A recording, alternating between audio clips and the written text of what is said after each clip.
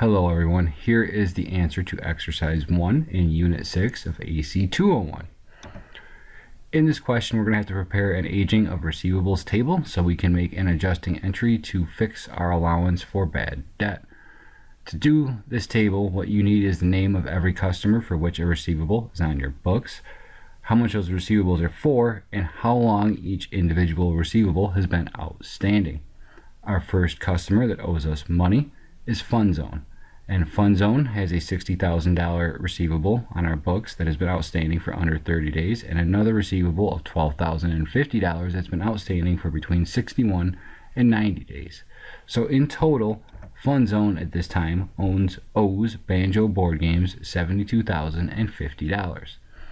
Games R Us is our next customer. They have a receivable on our books which has been outstanding for 31 to 60 days, and another receivable for $5,000 that has been outstanding for over 120 days. In total, Games R Us owes Banjo Board Games $25,000. Same concept for all of our customers. If Bullseye has a receivable on our books that's been outstanding for under 30 days of $14,000 and a $4,450 receivable which has been outstanding for 31 to 60 days, they owe Banjo Board Games $18,450 in total. J-Mart has a receivable of $6,550 which has been outstanding for between 31 and 60 days, and another receivable of $3,950 which has been outstanding for 61 to 90 days. It means J-Mart's total balance of receivables on Banjo Board Games books is going to be $10,500. And lastly, we have KJ Toys has a $54,000 receivable on the books that's been outstanding for under 30 days, and a $32,000 receivable which has been outstanding for between 91 and 120 days. In total, KJ Toys receivable balance on Banjo's books is going to be $86,000. We figured out the year-end balance for all of our customers. Well, let's figure out the year-end total amount of receivables that are on our books that have been outstanding for each respective time interval.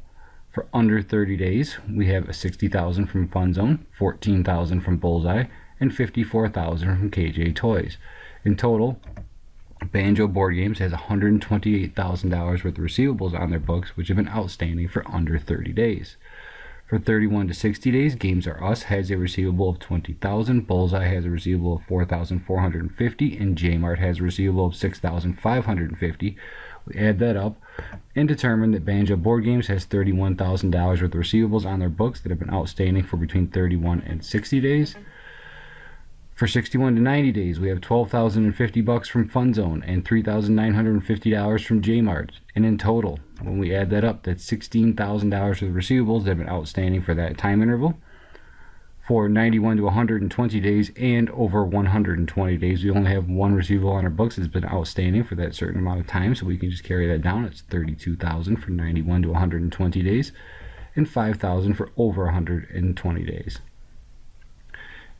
The only space we have left to fill in is that bottom left corner, which is our total. How do we get it? Do we add up the year-end balance?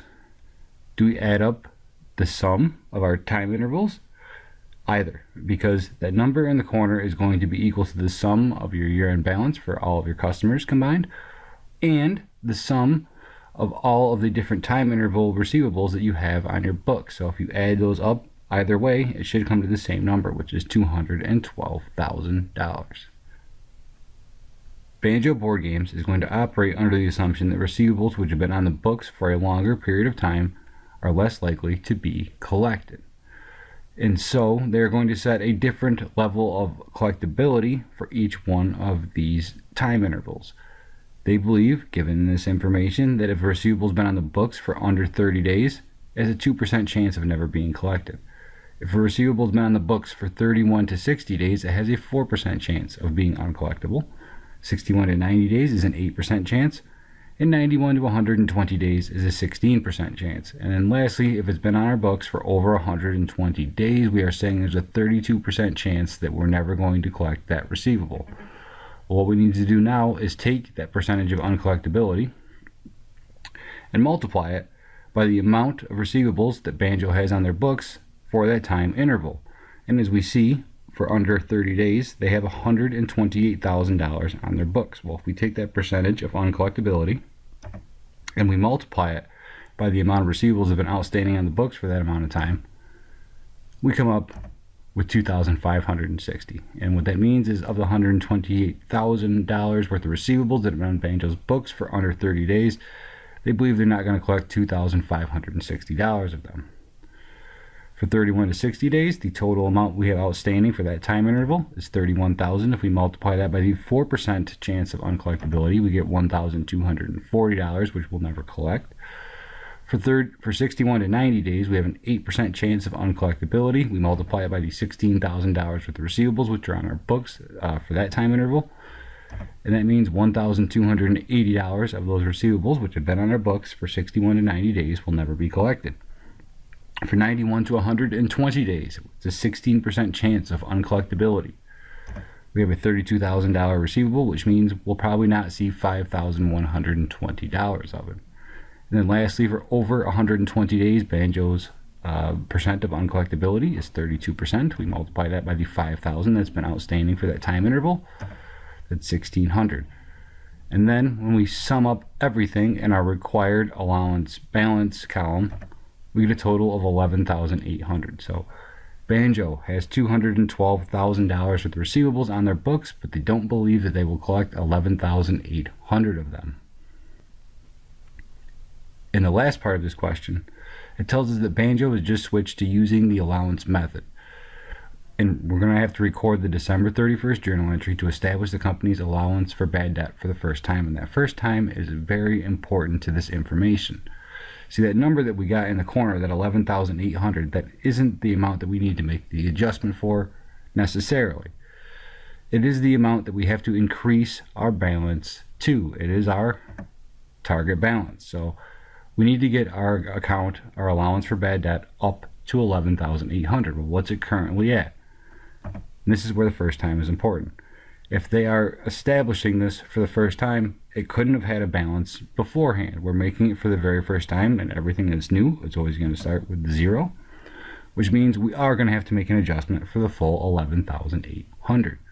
And we do so on December 31st by debiting bad debt expense for the amount of the adjustment and crediting allowance for bad debt, our contra asset account, for that same amount. What we did is we established the allowance for bad debt. So while in this instance, the target balance for doubtful accounts is equal to the amount that you put in the journal entry, that's only happening because we didn't have a current balance to start with. In this next example, we're going to work for a company doing the same thing that does have a current balance. They've been using this method. There is an allowance for bad debt on their books already. And this is Wilson Wire Mill. They have 5 companies who have outstanding trade receivables, and the breakdown of their time intervals. Just like we did before, we're going to figure out how much each company owes us at the end of the year. Starling Steel has a $30,000 receivable that has been outstanding for under 30 days, and a $13,000 receivable that's been outstanding for between 31 and 60 days. When we add that up, Starling Steel Company owes Wilson Wire Mill $43,000. Ithaca Ironworks only has that one receivable on our books that's been outstanding for under 30 days, so that has to be their year-end balance. Bradington Machinery owes Wilson Wire Mill quite a bit of money. They owe them $20,000, which has been outstanding for 31 to 60 days. $66,700, which has been outstanding for 91 to 120 days. And $18,556, which has been outstanding for over 120 days. In total, Bradington Machinery owes Wilson Wire Mill $105,256. The next customer is Relax Radios, who has a receivable that's been on the books for under 30 days for $7,800, and a $3,950 receivable that's been on our books for 61 to 90 days. In total, Relax Radios owes Wilson Wire Mill $11,750. And Western Auto Incorporated has 2 receivables on our books, one for $81,000 that's been outstanding for between 61 and 90 days, and another one that's $32,000 that's been outstanding for 91 to 120 days. And when we add those together, we get $113,000. What amount of our total receivables have been outstanding for each of our respective time intervals? Well, for under 30 days, it's $30,000 from Starling. It is $25,000 for Ithaca, and it is $7,800 from Relax. And we add that up, that's $62,800 of our receivables have been on our books for under 30 days. Same concept, adding up the column, we see that we have $33,000 worth of receivables that are on our books for between 31 and 60 days, $84,950 that's been on the books for 61 to 90 days, $98,700 which has been on our books for 91 to 120 days, and that one $18,556 receivable from Bradington Machinery, which has been outstanding for over 120 days. And to find our total amount of receivables, we can again add up either our year-end balance column or our total row, because they'll both come to the same number, which in this case is $298,006. And now that we have our aging of receivables table, we can go and we can make our calculations to figure out what our target balance for doubtful accounts is.